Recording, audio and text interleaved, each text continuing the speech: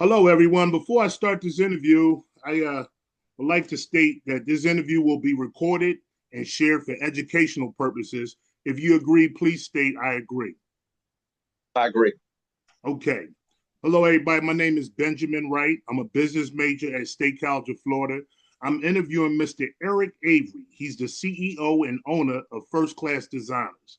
I'm interested in learning about your entrepreneurial journey. In specific, I have a list of 5 questions I'd like to ask you. Before I ask you these questions, allow me to introduce you. Mr. Avery and I met about 16 years ago at work, um, and we have become close friends ever since. Mr. Avery has several businesses that he runs, but today's business I want to talk about is the First Class Designer. In the past, Mr. Avery has designed for me several apparel where I sat down with him and gave him my idea, and he used his creative mind to create the logo. It started off with some sports apparel. There was another time Mr. Avery designed some sports paraphernalia for me because I'm a Philadelphia Eagles fan. And lastly, just in February this year, Mr. Avery designed some T-shirts for a group of 30 of us, of friends and family who went on a cruise. So I'm impressed with his work. All those shirts that I talked about, I still have them and they're in excellent condition. So this is who Mr. Eric Avery is. He does quality work, and his first class designs cannot speak enough about. When I was tasked with this project, he was the first person that came to mind. So that being said, Mr. Avery, allow me to start with the first question. The first question I want to ask you is, what inspired you to develop your idea? Um, I started out as an airbrush designer, so I did a lot of drawings on T-shirts and sweatshirts with airbrush because I used to draw by hand.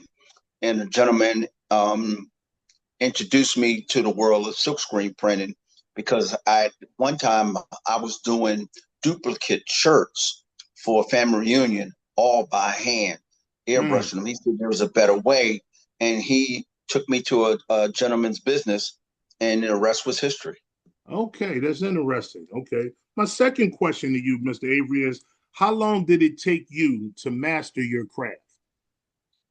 Well, that's a really good question. Um, I really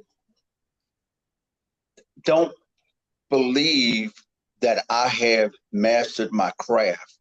And I think um, if I ever feel that I have mastered my craft, then there's nothing else for me to learn. And the reason I say that because silk screen printing and graphics is so cutting edge till the technology and the inks that comes out every year and the new processes for making shirts feel softer or making them feel rough or having a concave feel to it or three-dimensional feel or look. um, that wasn't even a part of what I was doing when I started. So I think every day is a learning curve. For instance, the design that you had me do for you those years ago was a challenge. Being able to duplicate a street sign and to put your or the areas that you grew up in and to do those shirts in that way. um it took it took a lot of thought, it took a lot of time, a lot of research. So I think I haven't fully mastered my craft. I think that what we as a silkscreen printer or myself has learned over the years is you get to see things and you see where the things you messed up, you see the things you got right. Some things you don't even remember um how you got to a certain point. That's why it's always good, in my opinion, to stay humble enough to think that you are getting better at your craft every day. To say that I have mastered it, um, it would be a little um, for me. I just think that I haven't mastered my craft because I'm still learning. Although a lot of people may think that, oh wow, for 26 years. We've been doing this for 26 years now because my daughter is 28 that I've mastered my craft. And there's some things that I'm learning right now that is still mind-boggling me in the world of apparel. I see. I see. So I guess it would be fair to say that the craft is the craft is constantly evolving, and you're evolving with it. Exactly. I mean, from the and matter of fact, here's one thing. When I first started out doing t-shirt printing with machines, I didn't have a computer, and we were using something called Rubylith. It looks like tint to put our designs on screens. And now we have computers that print stuff out on a copier machine, and that will also print the image right on the screen, and you can take it. And those things can be tedious, and it's like I said, it's a really long, hard learning curve. But if you with it, you get better with time. Okay. All right. I understand. All right. My third question I want to ask you is when you were faced with some challenges or some setbacks in your business, what inspired you to continue to go forward? I think one of the things that inspired me at that young age when I started was having a daughter, and I wanted to leave a legacy for her, something that no job could give me and could leave her, something that she could see that was started by her dad and that she could take over. And just for the naysayers out there that told me that my print shop wasn't going to work and I wasn't going to make any money. And that was a very big motivation piece for me. And the fact that, you know, the artistic side of me would not let me fail at it and wouldn't let me give up. So those were some of the greatest motivating factors for me. Okay, I understand your persistence. Okay, you were not to be denied. Okay, my question number 4. This is something that the professor says. My professor, Dr. Johnson, she says, it is your difference that makes the difference.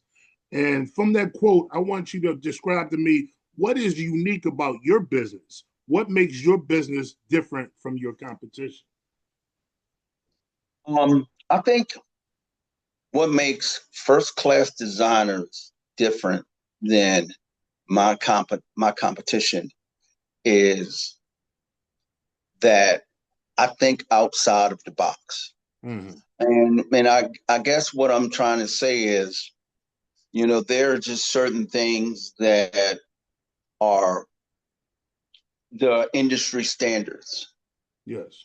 And if you just follow the industry standards with everything that you do, sometimes you miss out on opportunities of finding things that that that you could discover by going outside of those industry standards.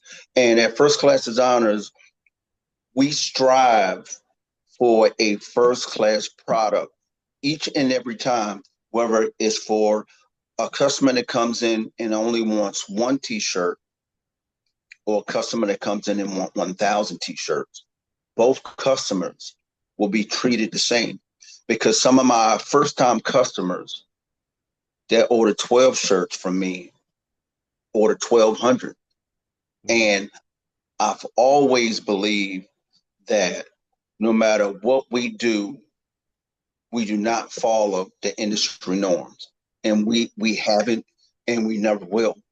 We never just follow the industry norms, and we try to be different because we don't like to see ourselves in another company. Because if that's the case, then we're just all following the same pattern.